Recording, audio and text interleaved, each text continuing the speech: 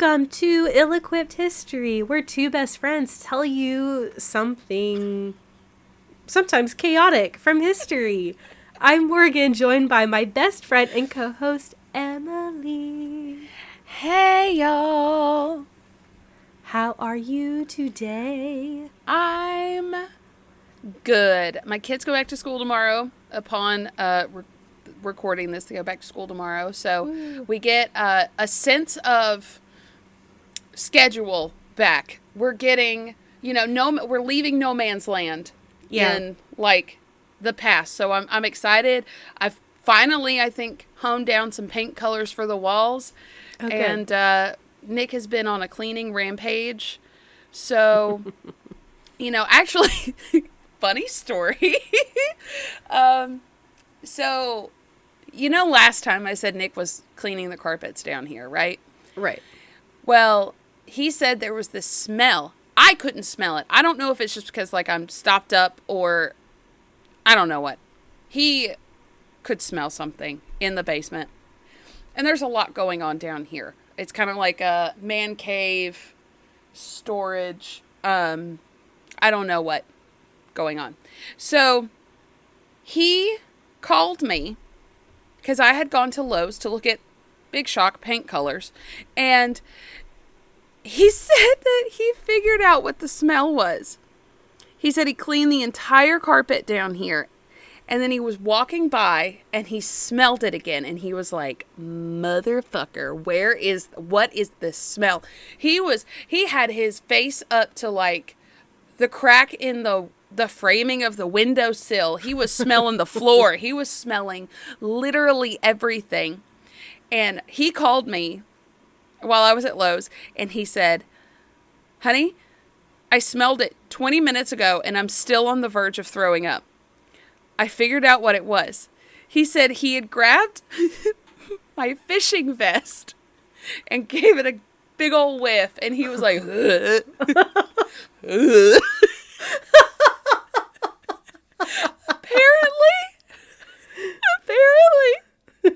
when I went fishing when was the last time I went fishing? I talked about it on the pod. Months ago, I think. Maybe 6 months ago, 8 months ago. He said he pulled out a little Ziploc baggie and it was full of just brown goo that he could only think used to be dirt and worms. He said it smelled so bad. He threw out the whole vest. Oh, no.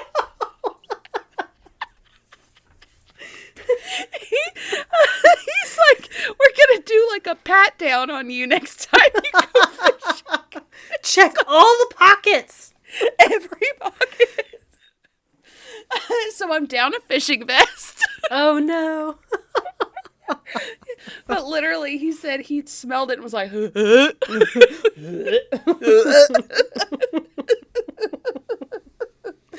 oh, man. Yeah, he's I was a brave man. I know I don't keep fish in my pockets. I know it's not that. Yeah. What could it be? So I'll be better about checking my pockets next time. It happens. I'm glad that he found the source of it. Yeah, me too. Cause, eventually I would have smelled it too because, I'd be down here. But he must have a better nose than I do. I don't know. Honestly, when you're telling that story, I was imagining, worst case scenario. Mm-hmm. There's, a dead mouse or something that died somewhere down there or, got stuck or there's some kind of animal. So I'm glad it was just dirt and worms and it was an easy solution. Yeah, just throw the whole thing, just throw it away, the whole thing. And, so, PSA, check your pockets before putting your vest up for the winter. That's funny. Yeah, so how are you, Morgan?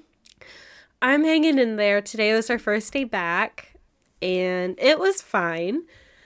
I'm still sick. I'm a lot better, but I'm still hanging in there. I'm still sick. And I used my brain a lot today and it's been literally off for 2 weeks. So turning it back on has been like rebooting a computer from like the 90s where it's real slow. There's a few blue screens here and there. It takes a minute to whir up and you can hear it from the outside. Yeah. Go. I'm just imagining the dial-up tones. Yeah. That was my consciousness this morning, having to get out of bed and go to work. I've actually, this was my first day because of my kids staying the night at other places or Nick being off for so long and the weekends, the way they lined up. This was the only day out of the entire Christmas break that I was alone with my kids. Oh, so really? like this break really wasn't that bad. I always had help, or they spent 2 nights at my mama's. And so today was like, I actually felt like we were on what most people consider like a Christmas break. And then, they're going back tomorrow. It's easy peasy. All right. Yeah. Well, I'm glad you're feeling better. Thank Even you. if it's not 100%, it's better. So. Yeah. Hopefully there'll be less to edit out this time. We do it for you listeners. We edit out all of the gross body noises and there were bumps tons and last stuff. week. Yeah, sorry about that. I was really not doing okay. We were talking about it before we started recording. She was like, "How are you?" I was like, "I was fine." Emily was saying how much she had to edit out. Yeah. And I was not doing. By the end of her episode last week, I was a shell of a human. She was borderline like astral projecting somewhere else. She was just 1,000-yard stare. Hey, but like, you sounded good. You sounded good. Okay. Yeah. I am a big proponent of fake it till you make it. Yeah. Yeah. I'm like, smile, and then you stop the recording, and then you crumble into 1,000 pieces. If anyone has watched Parks and Recreation, I Am Leslie Knope when she had the flu. It's a great episode. But she is like delirious with the flu and she has to give a very important speech for her job. And she goes up and she's literally like saying the floor and the ceiling are switching sides, but she gives a perfect speech. No one would ever know she's sick. And then she immediately is hospitalized afterwards. What a move. I am Leslie Knope. You are. Yes, you are. All right. Well, 10 minutes of us yakking away. Yeah. Shall we get started? Of course.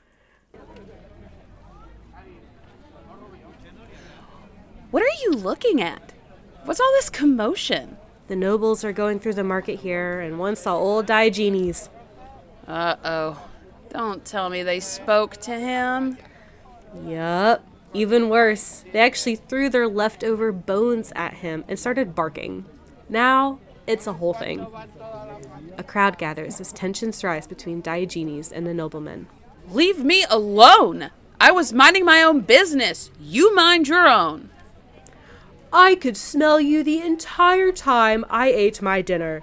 You are utterly foul. And you are a sad shadow of a human. You are barely a whisper. How can you even talk? I am richer than you could ever dream of. I have lovers and households and everything I could ever want. How tragic. You need so much to fill up the void inside. I live more authentically than you could ever wish. I feel pity for you. You are a mongrel. A filthy dog. If you say so. What are you doing? Get away from me. Ah!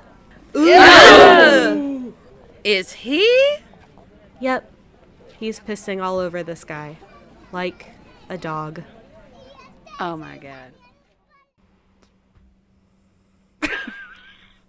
That wasn't authentic, oh my god. That was...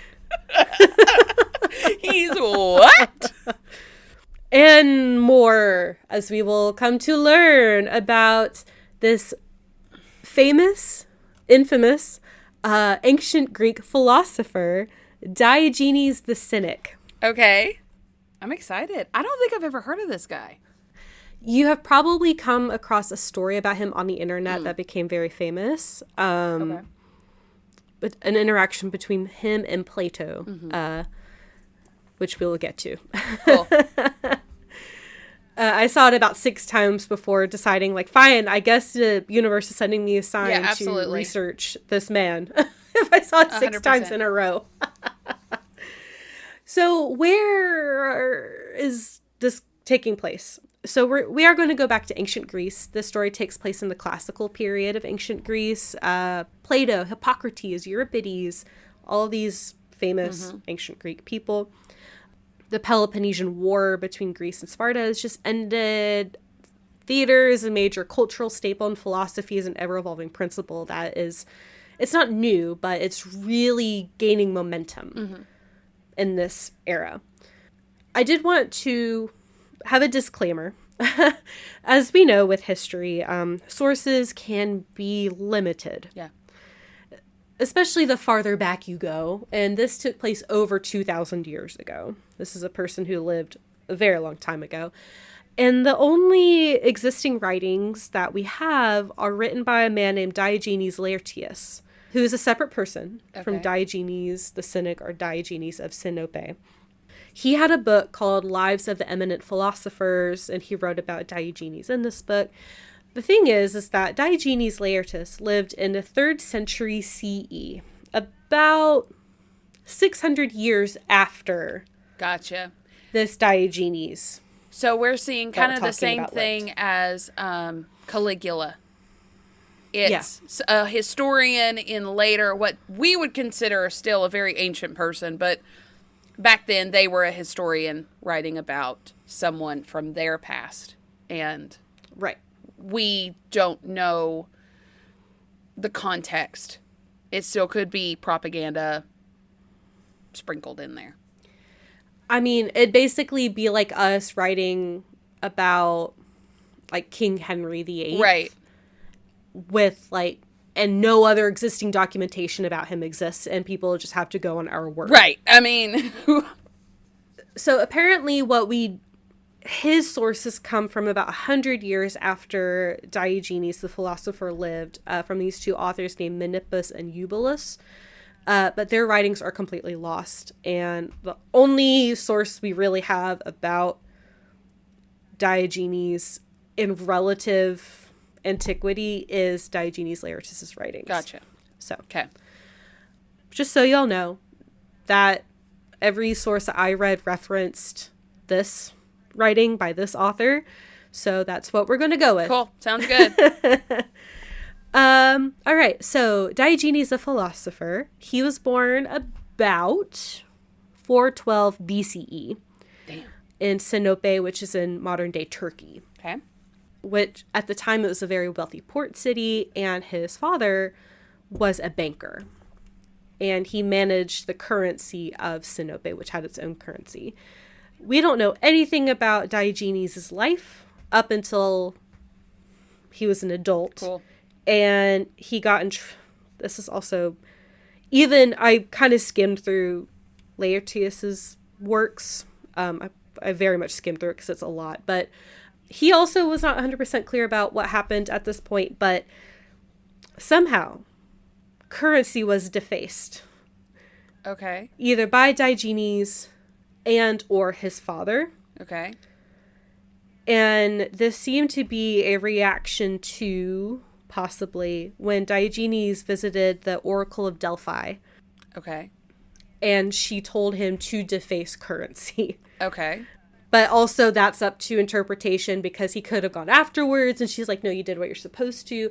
It's weird. Okay. But what's important is that somehow currency got defaced and he ended up having to flee Sinope. Mm. And he ended up leaving with, I got this in like one source, but I guess it was like a slave that his family had owned. Okay. Named Manes or Manes. Manes. I don't know. Okay. So Diogenes fled and Manes accompanied him. And Manes was like, hey, I'm going to dip because I just escaped being an enslaved man. And Diogenes was like, that's cool, bro. Peace out. Live a good life. All right. He was just, I didn't write the actual quote down, but he said something like, Manes needs no man, so I do not need Manes, or something like that. It's like, that's fine. Cool. Yeah. So Diogenes went to Athens. All right. Because why not? Athens, Greece. I thought you were going to say Tennessee. All the way over here, 2,000 years ago. So, okay, he's in Athens now. Story says that when he arrived in Athens, he had tried to get some housing arranged with, like, an associate. Okay. But the housing fell through. So he moved into a giant pithos, or a clay jar. All right. And there he lived in Athens, in his jar. Could be worse. And there's actually a painting of him. I think it's the second one. It's a nice looking jar. It's a big ass jar. So it's around this time when Diogenes is coming into the mindset that to be an authentic human being, you don't need material items. You don't need to follow society's rules. Like, he was like, poverty is the way to be an authentic person. Mm-hmm. And like, he reportedly, he saw a mouse like going around and like living its life and like going into a hole in the wall. And he was like, I know better than a mouse. Like, I don't need shit. So no more worldly possessions for Diogenes. And he literally like begged and foraged for food, and people would give him stuff. And that's just how he lived. Huh. Okay. There's one story that like he had like a little like drinking cup or bowl, and he saw a young poor boy like drink water out of his hand, like cupped hands, and then Diogenes threw his bowl away, said, I don't even need this. It's too much. It's too much. I don't need this stupid ass bowl. I can use my hands. My hands. Like, that was Bro, him saying, you could have gave the boy the bowl. The kid needed the bowl. No, the boy didn't need the bowl. He could use his hands. That was just kind of his thing. Could you imagine if you were close to him and you got whacked in the face by a bowl because he just wasn't paying attention, just toss it? Gosh, shit. Ow, where'd this bowl come from? So I tried to go in chronological order. It's really hard because most of what I could find about Diogenes, it's just quotes and responses to things other people said to him. That's not the most interesting story, so I tried to develop a narrative, and I have a couple quotes like here and there. Okay. But also, again, quote is with an asterisk. They said, he said that they said. Yeah. Yes. So Diogenes went, Laertius reports that Diogenes went to a philosopher named Antisthenes, who was a major philosopher of what would eventually be known as Cynicism. And I'll get more into what that is later on. And Antisthenes refused students and pupils. Like, he was like, no, I'm not about it. And most stories that I encountered said that Diogenes literally bothered him until he broke down. And I also saw that Antisthenes tried to beat him off with a stick. And still got worn down by Diogenes saying, please let me be your student. So. Oh my God. That's just be annoying until you get what you want. Mm-hmm. I love it. There's also not really any hard proof that they even lived at the same time. There's some records that show that Antisthenes may have died before Diogenes even came to Athens. Again, these are several millennia old records, so no one really knows. It's a fun story, though. Yeah. And Antisthenes, one of his big philosophies that's kind of a part of Cynicism, is that nothing can be proven, only disproven, which is actually kind of a theory of science. Like, it's really hard to prove. Like, you can't really prove something because there's like always an exception, right? You can only disprove things. And it's actually where our modern definition of cynic comes from. Okay. like someone who's a skeptic, someone who isn't quick to believe everything they hear. They say, let me check the facts. Let me see if I can disprove what you said. So therefore I believe it. Which the cynicism of this time wasn't really that mindset.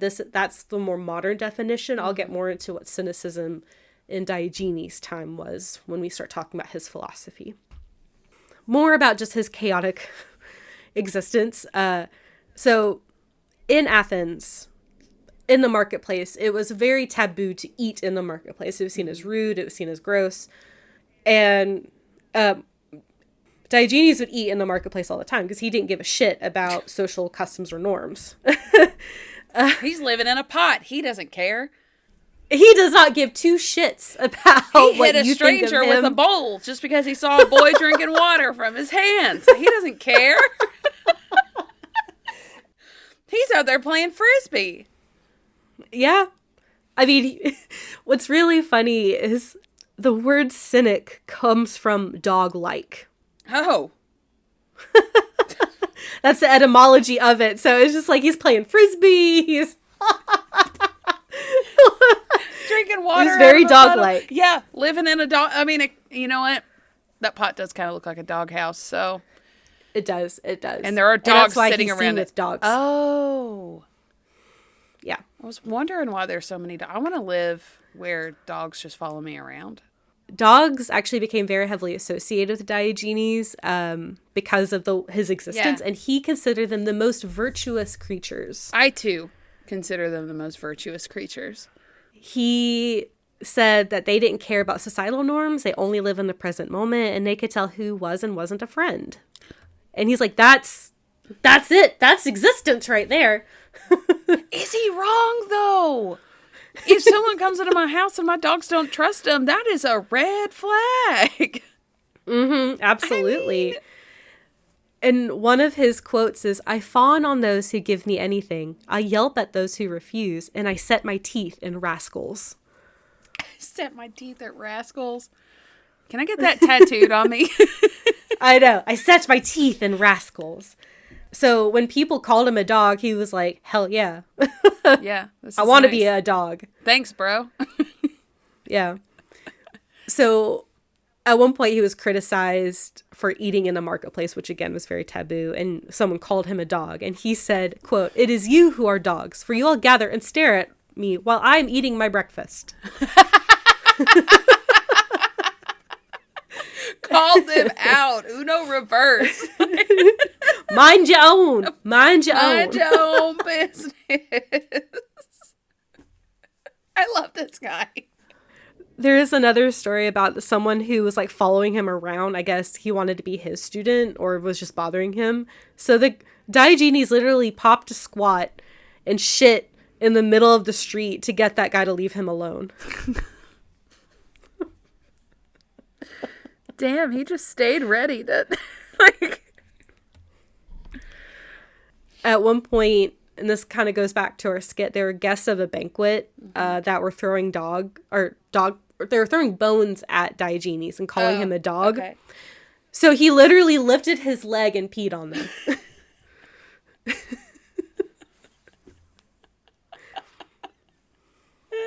Him and Caligula would be friends, I think. Just chaos. Oh, man. Just super chaotic. Chaotic.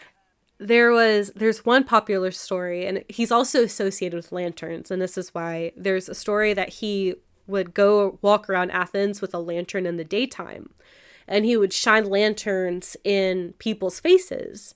And when asked, why is he doing this, he would say, I'm searching for a man. And this is more of like he's looking for someone who's living authentically.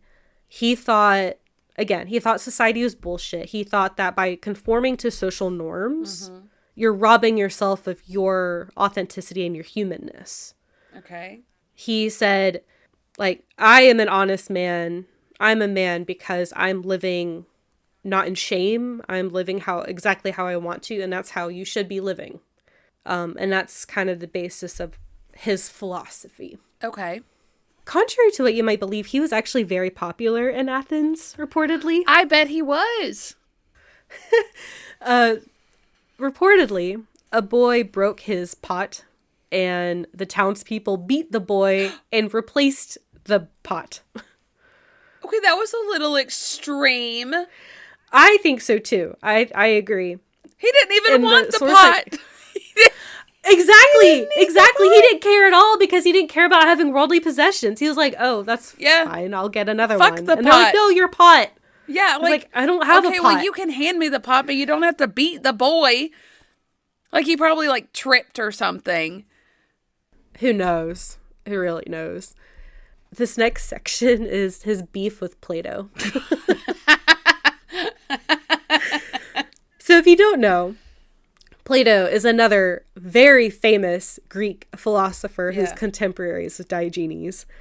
I don't think they liked each other at all. I think Plato was a lot more civil with Diogenes than Diogenes was with Plato. Diogenes doesn't give a shit.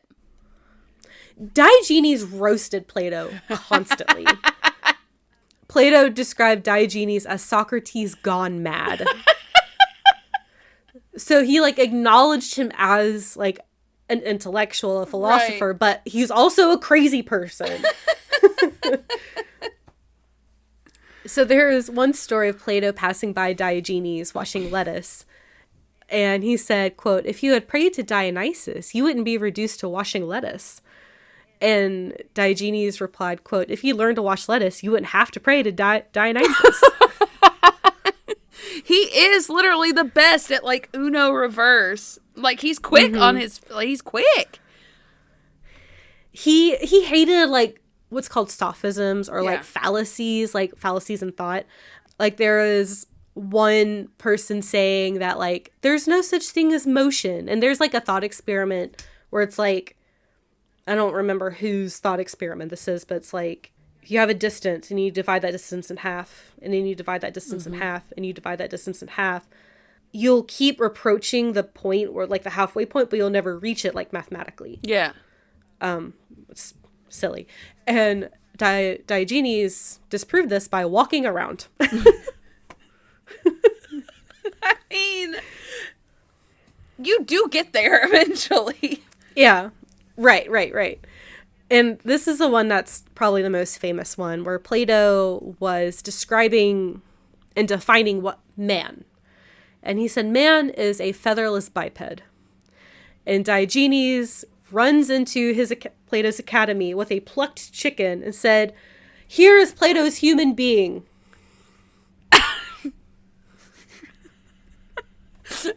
Oh, that poor chicken.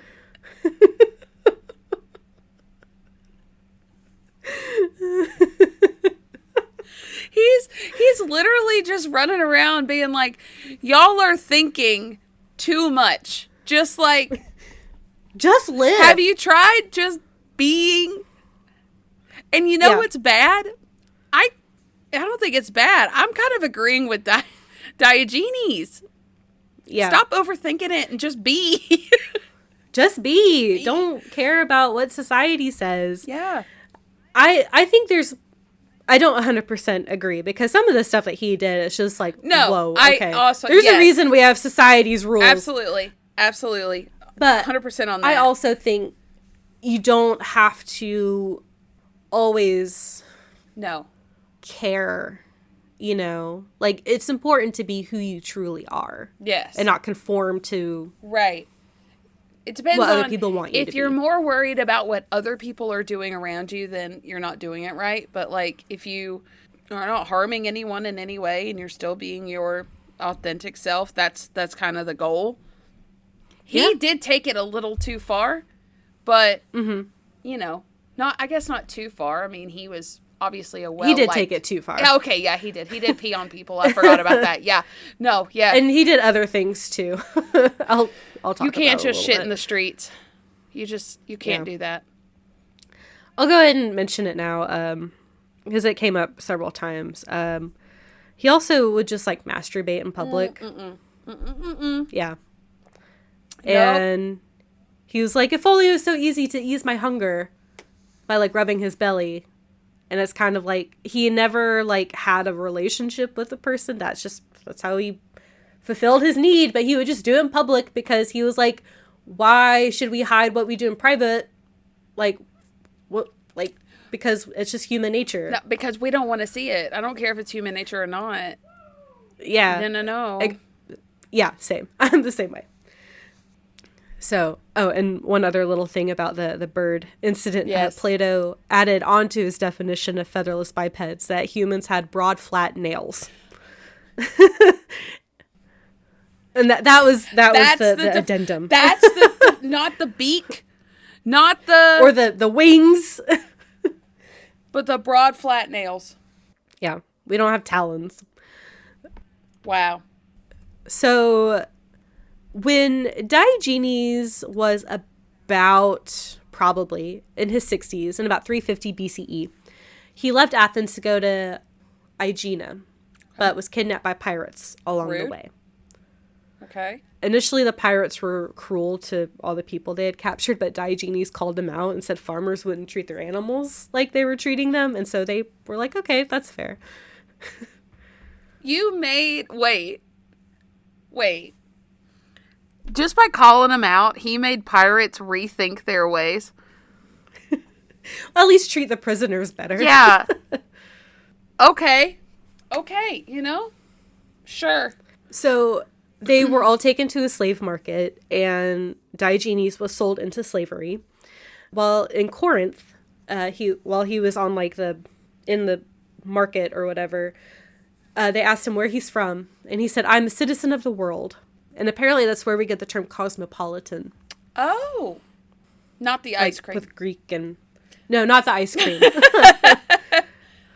Okay. With etymology and stuff. That's really cool. And then when they asked him what he's good at, he said, governing men. And then he pointed at a man in the front row whose name Xeniades. And he said, sell me to that man, for he wants a master.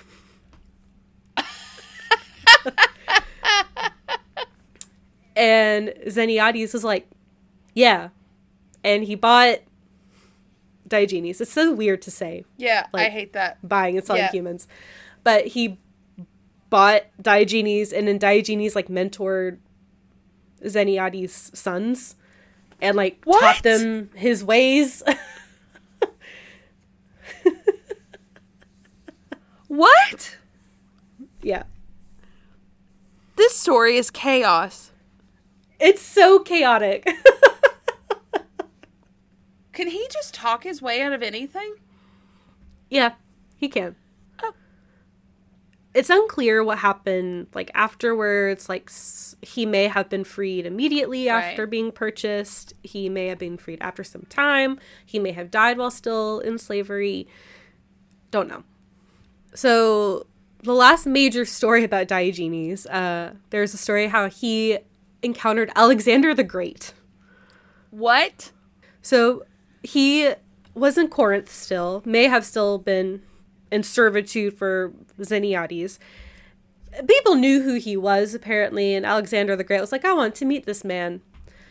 He sounds like a cool, interesting person. And this is reportedly around 336 BCE, so about 14-ish years later. Okay.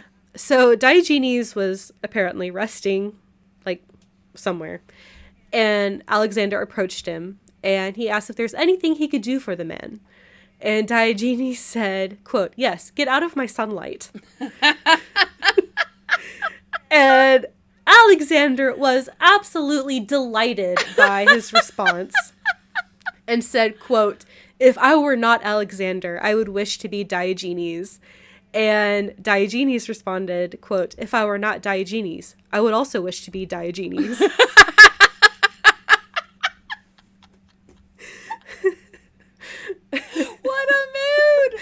What a mood. Yeah, I am the shit. I want to be me too. Yep. Who knows if they actually ever met. There's some stories that said they died on the same day. Don't know if that's true. Because neither of their deaths are officially recorded. So, strange. Don't know. Okay. Especially for Alexander the Great, you would think that his death would be documented somewhere. Mm-hmm. But, You would, but... Maybe it was, but it was over 2,000 years ago, so who knows. Yeah. So, Diogenes' death. Don't know IDK. when or how. Yeah. Yeah. Possibly he died of old age. There are stories that... Most stories say he died in his 90s. Damn. Somehow. Yeah. That is old. It's very old, especially in ancient Greece. Yeah, that's old now. Like, It's reported probably 323 BCE. There's stories that he held his breath until he died, because he was just done with existing. He's like, I'm old, I'm tired, and he held his breath until he died. That's a story. what? There's a story that he died from eating raw octopus, and also that he died from a dog bite. Well, wouldn't that be ironic? I know. It's reported that Xeniades buried him by the gates of Corinth, but apparently what he wanted was to just be thrown outside the gates for the dogs to eat him when he died. No, oh my god, dude. Okay, you don't get to pick anymore. You're like 90 years old. They don't want to eat you. You're like jerky at this point. Like, don't. No. And nobody wants to see that. Ugh. I can't. Make a mess. Now we're going to talk a little bit about his philosophy now that we've talked about the person. Okay. So Diogenes is in the school of what we call Cynicism, and it's the belief and practice that, quote, virtue is a life lived in accord with nature. And my interpretation of this is that nature is like your innate self, not so much like wilderness and like the environment. Like your human nature. Right. Again, he thought manners kept people from being their true selves because they were having to act outside of what was human nature to conform to society's ideals. Yeah, I can get on board with that to an extent. Right. No doing sex acts. Yeah, don't do that. Don't bathroom acts in public. Don't do that. Definitely don't do that. But again, like his belief was that why, if it's not shameful in private, why should it be shameful in public? Should be. Yeah. There were other philosophers that had like some similar thinking. It's not so much like the more crude stuff, but about like being authentic with your true self and being authentic with your nature. Heraclitus, Xenophanes, and Socrates all had similar thoughts as well. Humans needed to be fully aware of themselves and wake up from their dream state.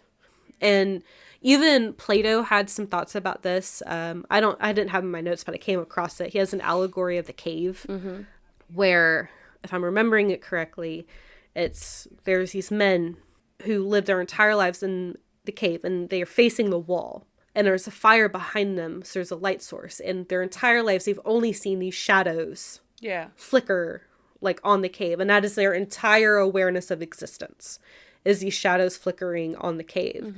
And I have no idea that they could just get up and leave the cave at any time. Oh. Is allegory. Right. So it's like people are in this dream state that they want to stay in because they don't want to wake up and face reality. Okay. Is my interpretation. Yeah. Yeah. I'm not a philosopher. I don't really get philosophy. So that's just my kind of understanding. The whole time I'm like, who's stoking the fire? What are they eating? Like,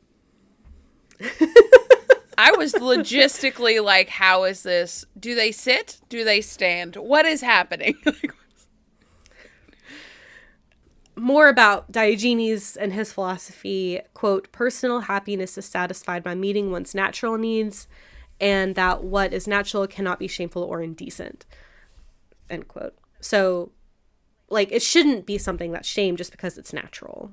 And again, I agree to an extent. I mean, we see animals in nature, and I mean, we even see animals doing animal things, and we don't shun the animal. No. We don't say that animal's bad. Well, we shouldn't shun people for doing natural things, but we definitely shouldn't be doing them in public. So, right. Yeah, there is a line there. Yeah. Like we're people and we have higher thought processes than animals Yeah. do. Societies agreed that these are the rules. so we abide by the rules. There's so few rules nowadays. Can we just follow them, please? There's so few. Like, yeah. And more into his thoughts, like self-control, virtuous behavior, and rejection of superfluous items and status are also necessary. So he's not saying be a barbarian and do whatever you want. Like, you should still, like, we're human and we have self-control, but we should not be shamed for doing what is natural. But also don't be, like, don't murder, don't rape, don't do that kind of stuff. Yeah, well, being a kind of pervy is still not good. Yeah. Here's another quote from him. Quote, "Most people are so nearly mad that a finger makes all the difference. For if you go along with your middle finger stretched out, someone will think you mad. But if it's the little finger, he will not think so." So even just like flipping someone off, like one finger makes the difference. Because society's agreed that's bad, but the other fingers are fine. Wait, flipping someone off that old? I think so. Because he would do it all the time. We've been flipping people off for 2,000 years? I think so. Oh my God. It was at least written in the 3rd century CE. So at least almost 2,000 years. That's the power of ancestors behind you now. Like, I know that. That's great. Sorry, I'm having a little crisis here. That is old. Oh my God. We should do, like, a bonus on random things we do and their origins. It should be, like, rude things. Yeah, like cuss words and flipping off. And, yeah, because that's going to have to be behind the paywall. I think we get away with a few cuss words every now and then, but not in that one. An entire episode of just like, bleep, bleep, bleep, bleep, bleep, bleep. Get canceled. Okay, that's a good idea. All right. Write that subscribe to our down. Patreon if you want to listen to us talk about the history of cuss words and rude gestures. Yes, absolutely. So just a couple, like, last few points. His idea was that reason and logic should guide behavior and actions. Okay. Because if you don't, you are an animal. You know. Okay. There's another movement that was based off of Cynicism called Stoicism. Okay. That emerged later, has similar, like, structure, and Diogenes was hero to this movement as well. And there's a statue of him in Sinope, Turkey, with a lantern and a dog. And there's lots of paintings about him. These paintings were done at least 1,000 years after his death, so probably closer to like 1,500 years after his death. So mostly during the Renaissance, but yeah. I have one of him confronting Plato with the chicken. It's great. That poor chicken. Behold, Plato's man. That one girl, the one sitting down in the green, second from the right, she is so unbothered by a naked chick. She doesn't give two shits. She's been zoned out for a long time, it looks like. Well, look at the guy with, like, his head on his hand, like... He looks so done. Bored. He's like, I am so over. Why do I even come to these? Why? Like, I had nothing else to do on this Tuesday, and I am so tired of hearing these philosophers talk. The dude next to him is straight up asleep. Yeah. He's taking a nap. He's got the arms crossed to prop himself up. Look. He's got, like, the wide legs and his ankles crossed. Like, he's got, like, the grandpa, like, sleeping in my armchair pose. He's got the I'm not asleep, I'm still watching that pose. When they're definitely asleep and you're trying to change the channel. Yeah. Yes. Yeah. And those two ladies, they're gossiping. No one's even looking at the chicken. Plato's just ignoring him. Plato's like, now you see, in the cave, there's these two men. Humans are featherless bipeds. And there's a fire. And then there's a guy in the shadows that's just, like, Oh, look, a chicken. Yummy. Yeah.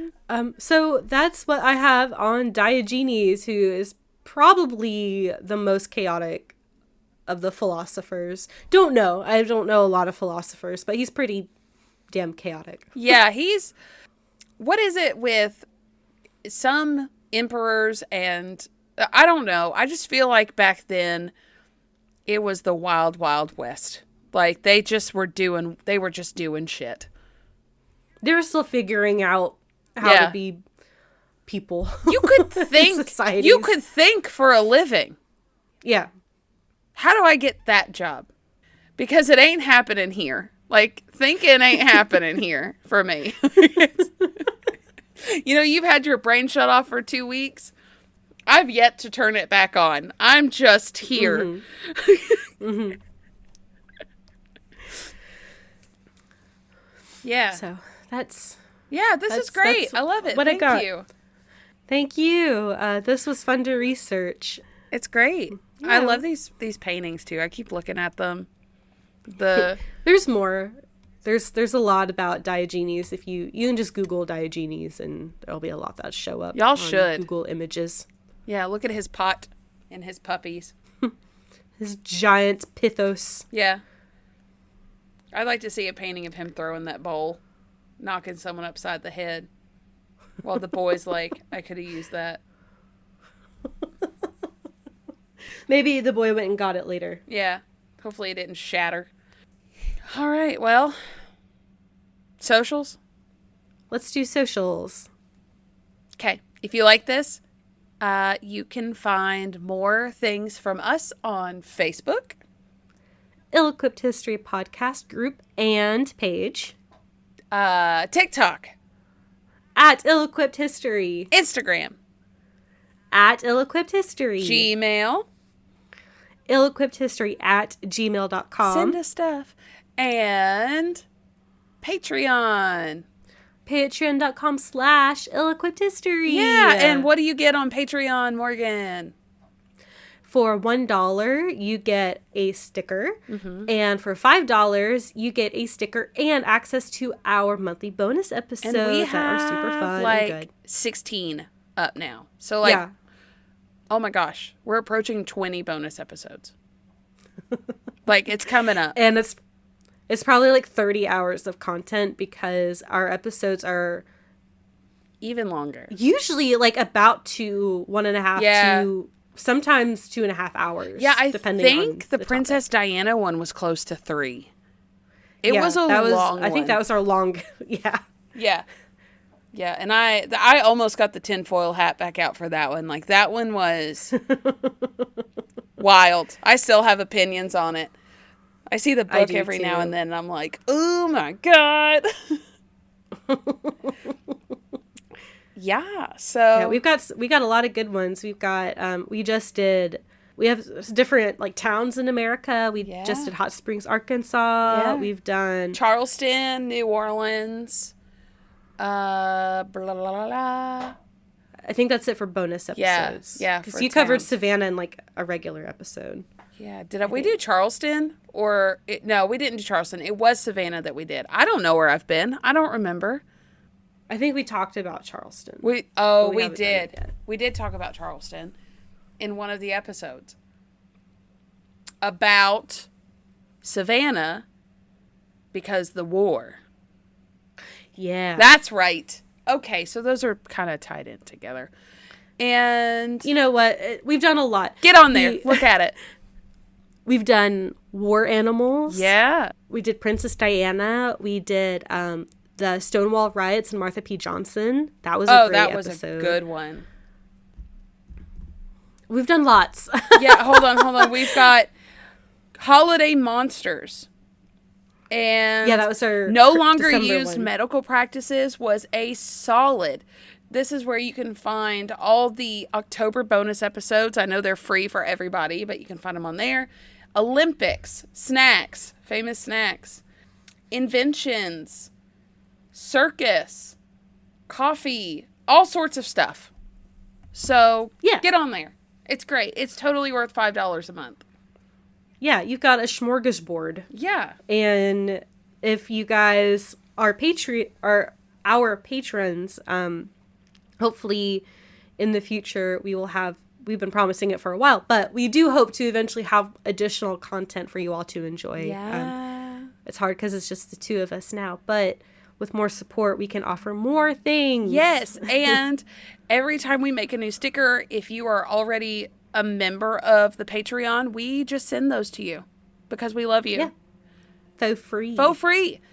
Speaking of followings and listenership and stuff, so we have a kind of like a New Year's resolution here at the studios, and we would love to grow the audience and make this thing bigger. And to do that, we need y'all's help.